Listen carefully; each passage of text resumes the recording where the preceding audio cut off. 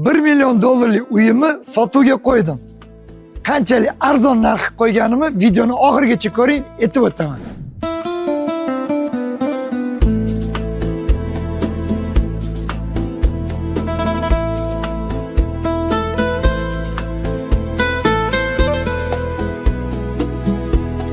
Kelinglar, men sizlarga hozir uyimni kirish qismidan boshlab beraman.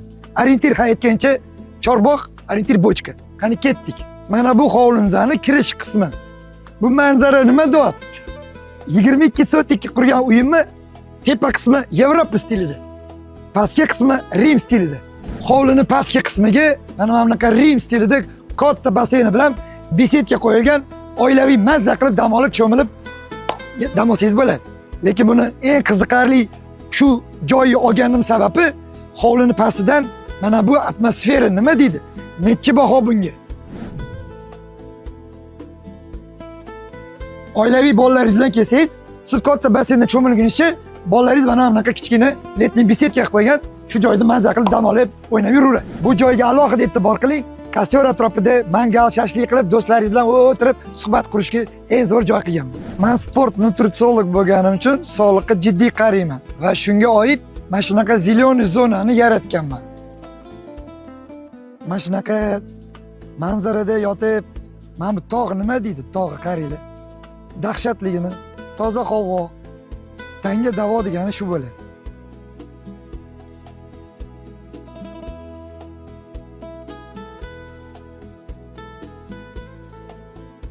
Endi uyimni tashqi ko'rinishini ko'rdinglar. Ichki ko'rinishini hozir obzor qilib beraman. Qor, yomg'ir yog'sa ham mana shunaqa manzarani tomosha qilib o'tiradigan mana bunaqa stiklanniy veranda qilganman. Bu zalimga alohida mehr berganman. Bu kirish qismi studiyni qilingan va mana bunaqa kamin qo'yilgan. Bu oshxonamizdan studiyni kichkina qilib, kompaktni qilib qo'yganman. O'tirib olib, mana shunaqa barda suvlar ichib va mana bunaqa elektr pechdan foydalanib yaxshi ovqatlar qilib o'tirsa bo'ladigan joy. Bu uyimiz 2 qavatdan iborat. Mana shunaqa katta zaldan mana bunaqa tepa 2-qavatga chiqamiz. Tepada 2ta spalniyamiz bor va mini mehmonxonasi. Zinadan chiqib kelishingizdek 2-qavatga sizlarni mana shunaqa chiroyli mini kompakt mehmonxonasi kutib qoladi. Bu yerda ham bemalol mazza qilib o'tirib, davr osilsa bo'ladi. Bu yerdan chiqqanda chap qo'limizda yana bir kichkina yotoqxonamiz bor. Yosh bolalarga mo'ljallangan 3 ta kravati bilan va o'zini mana bunaqa kichkina sanuzellari ham bor. Endi sizlarga kulminatsion joyini ko'rsataman. Mazza qilib dam oladigan joy. Bu yerda men har doim dam olaman va ijod qilaman. Eng qiziqarli joyini ko'rsataymi? Bu joyga o'zingizlar baho beringlar. Manzaraga necha baho? Ikkinchi binoyimizning ichida mana shunaqa mini saunasi jihozlangan va o'zini mini sanuzeli.